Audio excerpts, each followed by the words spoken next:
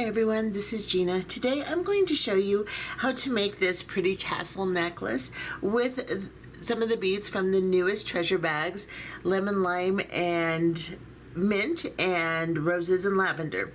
They're the summer fun bags. However, this is a techniques video. You do not have to have the bag to do it. And I have added a few little extra things to this particular tutorial that I will post links for in the description box beneath the video player. So anyway, this is what we are making. We have these pretty little dangles in the front, and when you pick this up, they hang really pretty.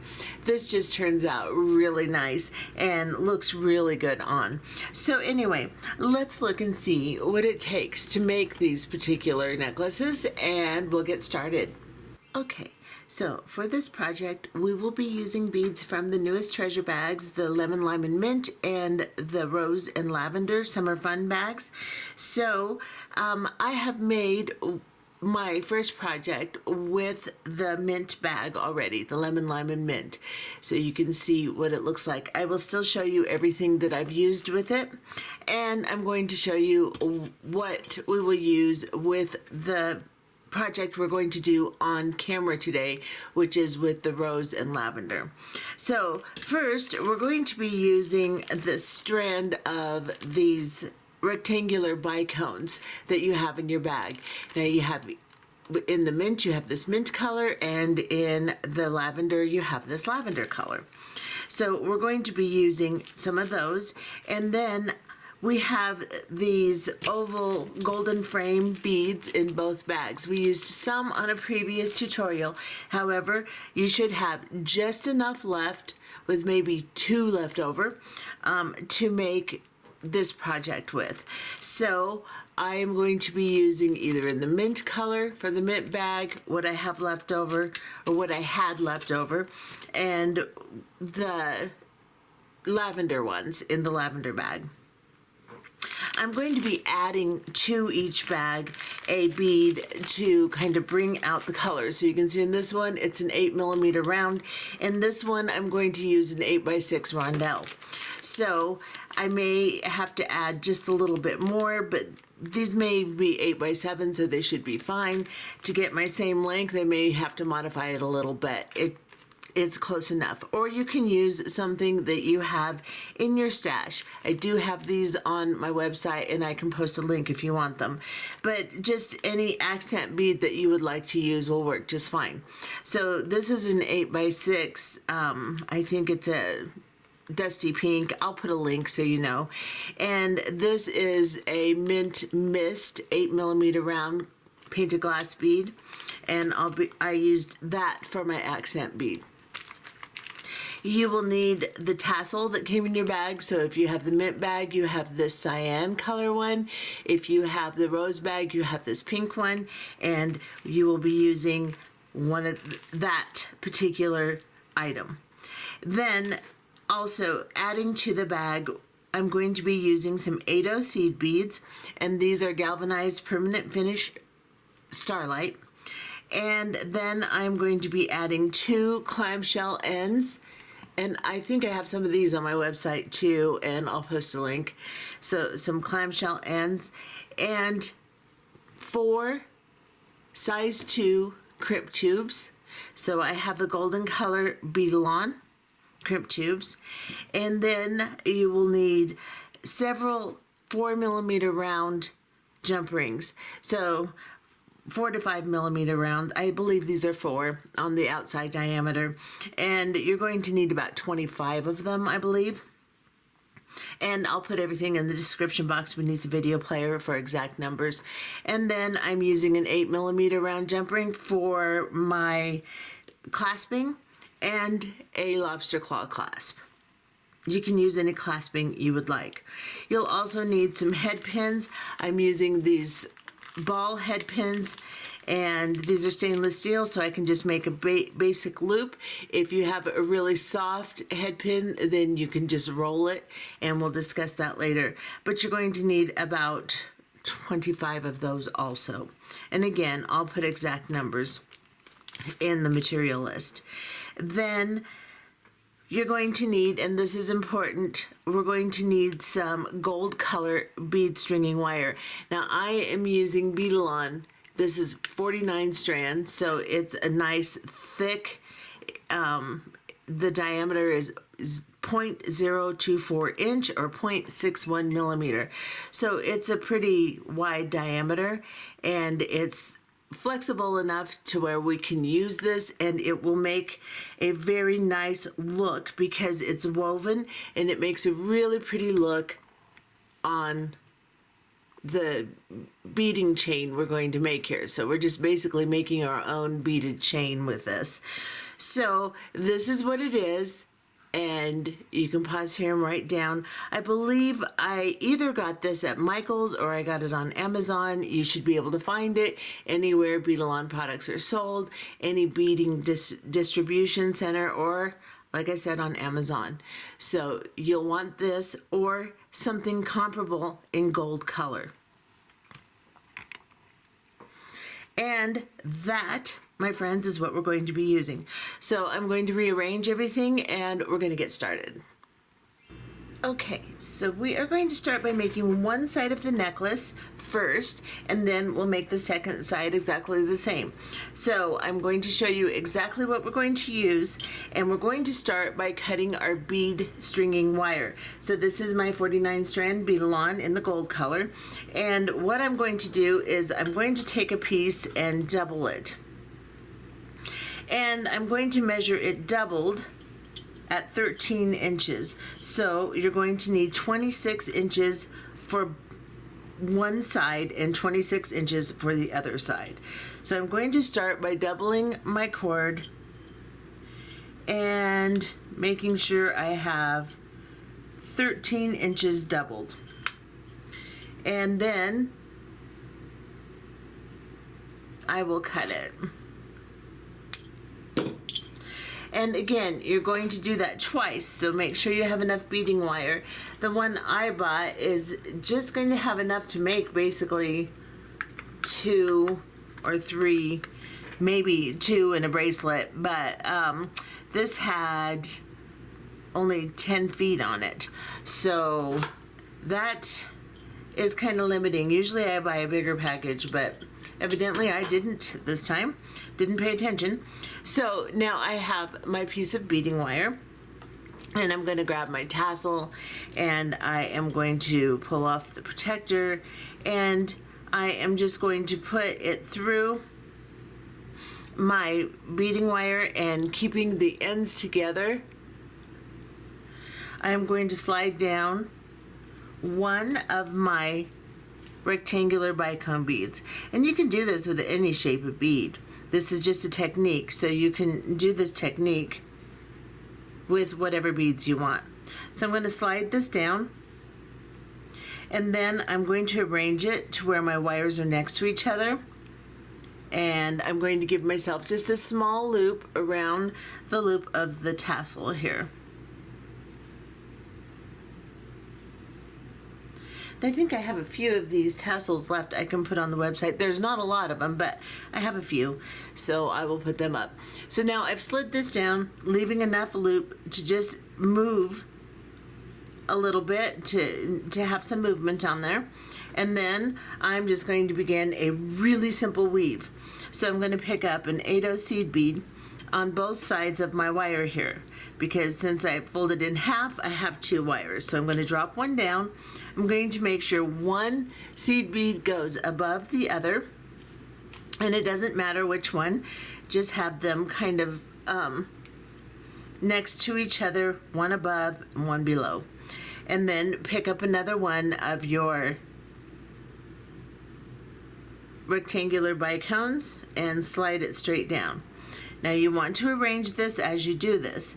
Take out as much slack as you can and push those little bicones flat, straighten out your wires so you keep them next to each other, and this is the look you should have. And you can see how pretty this woven wire just makes a beaded chain for us. It's just really pretty. So we're using that as part of our look of this necklace. And I'm going to cut open my 8x6s because I didn't do that.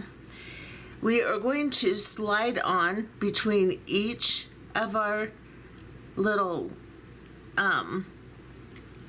rectangular beads, the 8/0 seed beads. So remember, just drop one down, one below, one above, and then slide on another rectangle. And we're going to put on 5 rectangles with 8/0s in between for the beginning of our necklace here.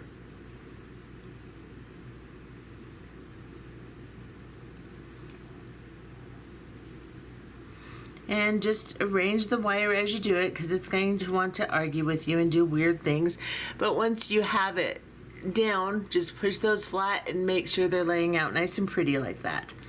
You don't want a lot of slack between each one, so push it down until you get resistance and you can't push it down any further. Then, without buckling it, of course, then I'm going to drop on 2 more of my 8/0 seed beads, and then put my ends together and slide down another.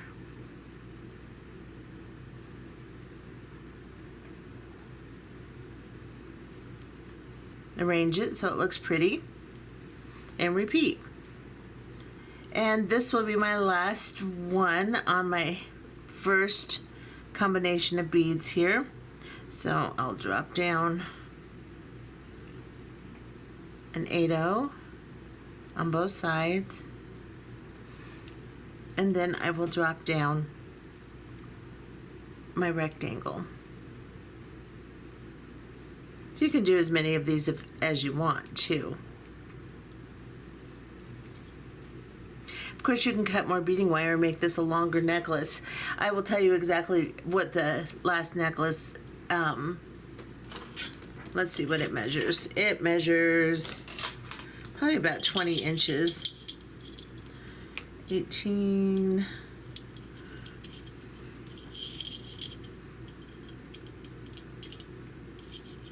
It's about 22 inches long. So that's a nice, for like a sweater, it's a nice length to hang down to about the middle of your chest there.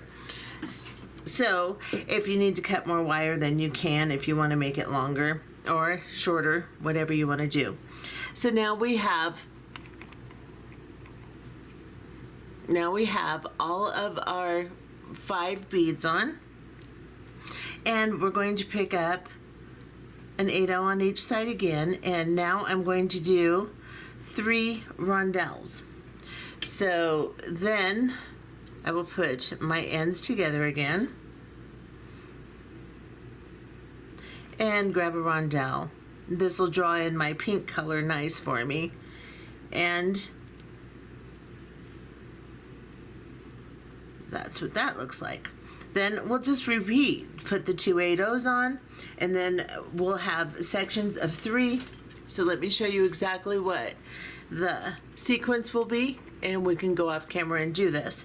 So we start with our 5 rectangles, and then we do 3 of the 8mm round or the 8x6, and then we're going to do 3 more rectangles, 3 of the 8mm round, and then 3 more rectangles and 1 8mm round, which was kind of a mistake I did, but it turned out fine. So I may put 2 or maybe even 3 in this area on this necklace just to see if I need. I'll probably put 2 on this part just for my length, because these are a little bit skinnier than these. So I may need to add an extra bead or 2.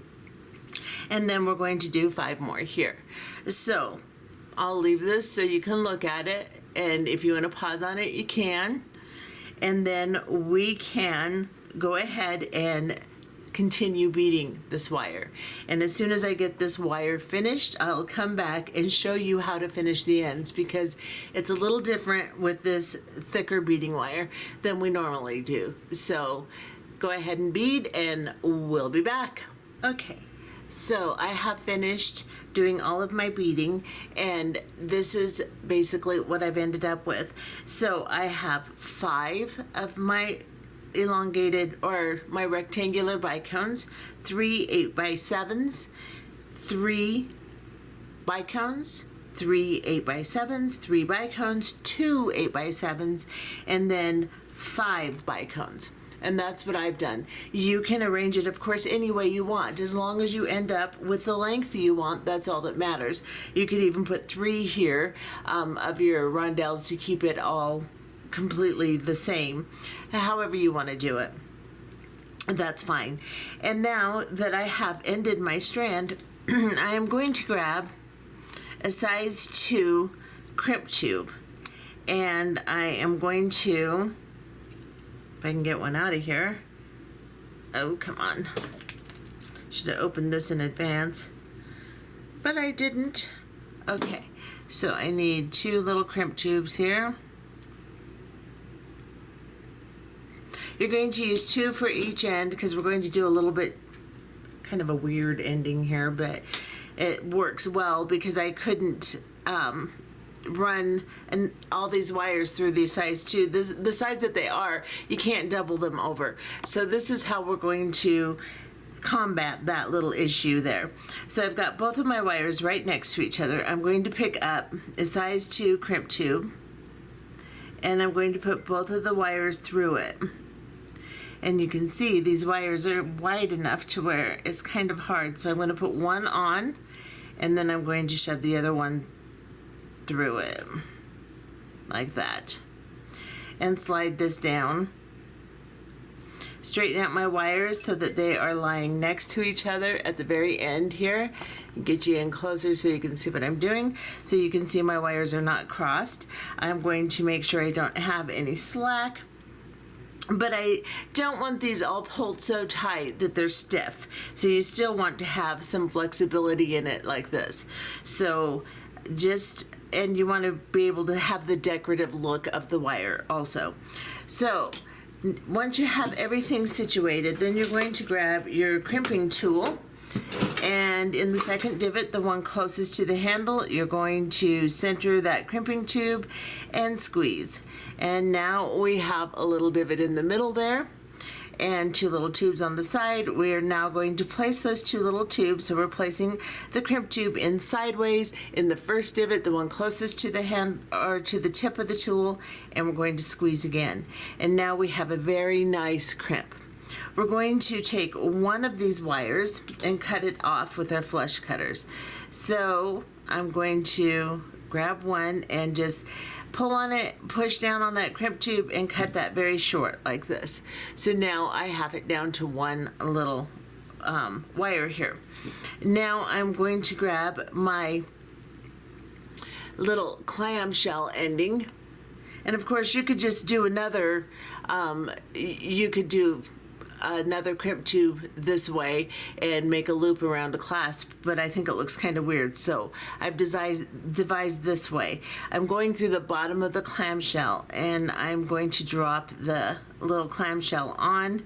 Then I'm going to pick up another crimp tube and drop it down in the middle of that clamshell. I'm going to grab my chain nose pliers. I'm going to grab onto that crimp tube. I'm going to pull on the excess piece of wire so that I have this down close to the bottom of the clamshell, and I'm going to squeeze. And I'm going to try to get my plier in there a little bit better and squeeze that really well so it's nice and tight. And you can put a drop of glue in your clamshell too if you would like. But I've got that crimped. Now I'm going to cut the wire down on top of the crimp there. And I'm just leaving like a tiny bit hanging out of the top of the crimp, just a little bit.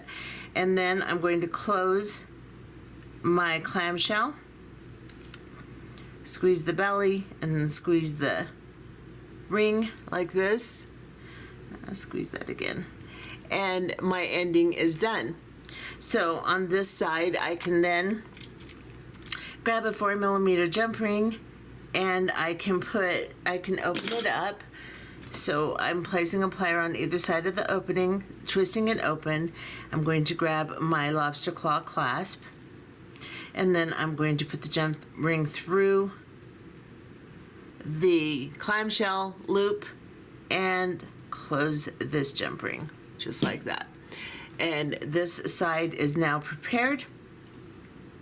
And what we are going to do is the exact same thing on the other side of the tassel. So just go ahead and bead the entire side exactly the same way, end it the same way, but put an 8mm jump ring on your clamshell instead of your clasp. And we will be back, and then I will show you how to make the dangles so that you can have the front of your tassel look like this. And it's hard to show you that they hang just perfect over that tassel. So and they kind of hide the top of this here, makes it a little fancier. And we will do that as soon as we do the other side of the necklace. Okay, so I'm just going to show you the start here. I've cut my 13 inches, folded it in half, and just make sure when you slide down your bead that you make basically the same size loop around the loop of the tassel so that you have the same length and the same look at the beginning of the necklace so that it is symmetrical. So just make sure that you look at this loop and make this one as close as you can get to making it the same as the one you made here. And then go ahead and continue beading. Okay, so now you can see that I have done both sides of the necklace exactly the same. Now all there's left to do is make some dangles to go around the tassel. So I'm using these little oval golden frame oval beads. I have a ball head pin and it is about 3/4 of an inch. You can use a longer one and cut it down, though I am even going to cut this down a little further to 1/4 of an inch. And we're just going to make very simple wrapped loops. Now these particular head pins are stainless steel, so they're hard enough for me to make a basic loop. If you have a really soft one, then you'll just start at the top and roll it down to your bead. And that should work just fine. But what I'm going to do is I'm just going to put one of my oval beads on, just like this. And then I'm going to grab my flat nose pliers, and just about 1 millimeter above this bead, I'm going to bend the little wire over, just like this. And then I'm going to cut this down a little bit more because it will make just a bit too big of a loop. So I'm going to cut it down to about 1/4 of an inch. I have it now laying over my finger here, and I'm just going to grab my round nose pliers. I'm going to place them at the very end of the wire, flush with the back of the plier, and I'm going to start to turn. I'm going to turn as far as I can, take my plier out, turn it over, put it back in, and continue to turn until I have a basic loop that looks just like this. Now, if you have a ball head pin that's really soft, then all you have to do is put one of your beads on, bend it over, grab your pliers at the very end, and just go as far as you can, take your plier out, reposition it, and then just start to turn. And just turn it all the way down until it's nice and tight, like that. And that will help with a really soft ball head pin, because a lot of times when you get them, they're very, very soft. And they won't hold a basic loop. So once you've made your loops, you're going to make 21 of them. So you want 21 beads with loops on them. We're going to make 2 groupings of 3 and 3 groupings of 5. I've made my groupings of 5 here. I'm going to show you how to make the groupings of 3, and then we'll place them all on. So once you've made your 3 loops here, we're going to grab one of these 4mm jump rings, and we are going to open it, placing a plier on either side, and we're going to drop one of the little components on it and close it. Lay it down, grab another one, open another jump ring, put your component on it, and then pick up your previous one and go through the jump ring, not the loop on your component, just through the jump ring, and lay it down. the one that you are holding and closing, you will lay down so that you can find it easily. So I just lay it down so it's sticking out like this. And then I will grab my next one, open it, and put it on. Put the component on, and then I can grab that jump ring that's sticking out, easily find it, and attach it, just like this. So you just want 3 jump rings attached to each other with your components on them. So you're going to make 2 sets of 3 that way, and then you're going to make 3 sets of 5 that way. So let me show you one of my sets of 5. So exactly the same thing, just lay them out so you can find the last jump ring to make it easier when you're picking these up.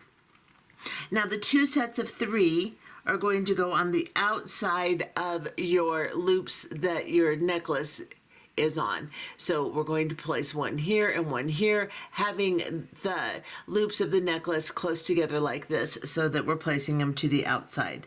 So I'm going to grab the jump ring, the 3rd jump ring that I left sticking out here, and I am going to open it, and I'm going to put it on the loop of the tassel here and close it. And lay this back out. Grab my 3rd jump ring in my 2nd set of 3, and I am going to open it and place it on the other side of the loop here and close it. Now let me back off a little so you can actually see what I'm doing. Now I'm going to lay this all out and spread the 2 strands apart so I can place one of my 5 set here, one here, and one here. So I'm going to grab a set of 5 components. As you can see, I'm going to open the jump ring, and I like to do the 2 to the outside first, and then I'll do the inside. It doesn't matter, you can scoot it over, but I'm going to put one on here.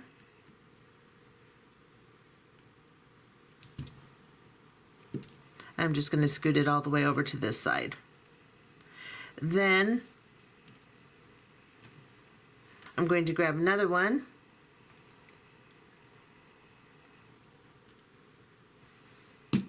make sure I've got my 3rd jump ring here, open it, and I'll place it on this side.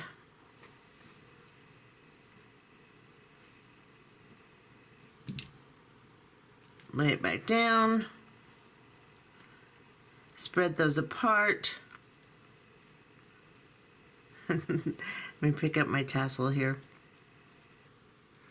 so I can just kind of see where my middle is. And I'll just lay it out like this. And then I'll grab my 3rd component of 5 components, like this.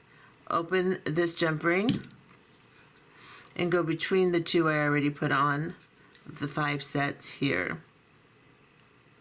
Now I'm going to push this all over the top and towards the front here. Make sure that all my components are going to lay properly.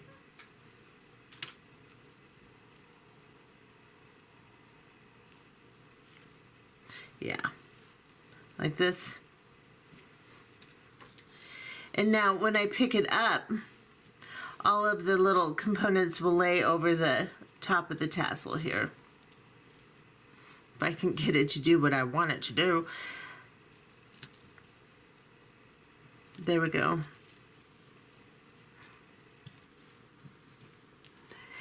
And when you pick it up, these will lay really pretty over the top of the tassel.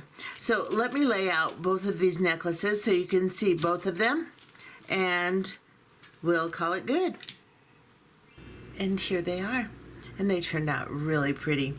So you've got enough of these beads left to make some earrings or something if you'd like to go with it. I may make a video of just a bunch of different earrings and make something that matches towards the end here, but right now I just really wanted to use the tassel and use some of the beads in the bag we hadn't used yet, and that's what I came up with. So I hope you enjoyed this tutorial, and if you did, please consider leaving a thumbs up and perhaps subscribing. Maybe write me a little comment. People haven't been talking to me much lately, and I like to talk to people. So anyway, that is what we made. I hope you enjoyed this tutorial, and I'll see you in the next one. Bye-bye.